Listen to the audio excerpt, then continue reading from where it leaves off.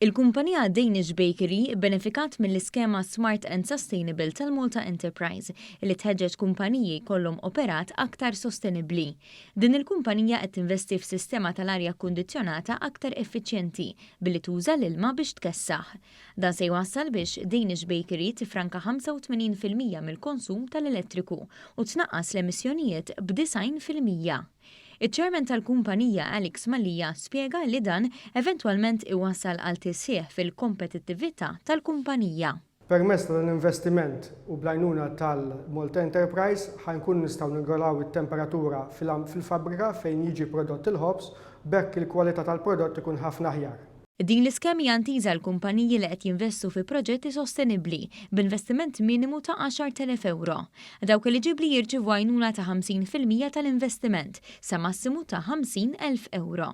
Fawdex, intrapriżi li ilhom imwaqfa għal aktar minn 3 snin, jew dawk li l-proġett iwassal għal tnaqqis drastiku fl-emissjonijiet jibbenefikaw minn assistenza addizzjonali forma ta' tax credit sa massimu ta' 20,000 euro.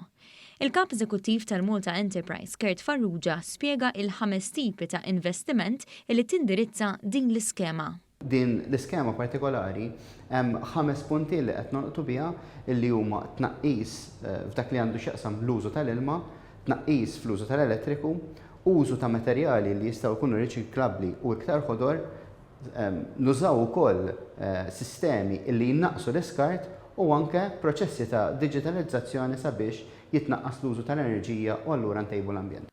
Waqt żjara ant Danish Bakery, il-Ministru għall-Ambjent u l-Enerġija Mirjam Dalli saħqet li l-ħidma favur l-ambjent u s-sostenibilità trid tiġi minn kull settur bħala parti minn viżjoni aktar holistika. Il-viżjoni tagħna x'inhi li rridu naraw li l-kumpaniji tagħna jkomplu jikbru, iwessaw l-operat tagħhom, jimpjegaw aktar nies, fl-istess ħin però li jkunu aktar effiċjenti fl-użu tal-enerġija tagħhom u li jħallu impatt pożittiv ambjentalment. U din l-iskema tal-Malta Enterprise tajn lill-kumpaniji tagħna biex verament ikunu qegħdin jilħqu din il-viżjoni u jimxu f'din id-direzzjoni.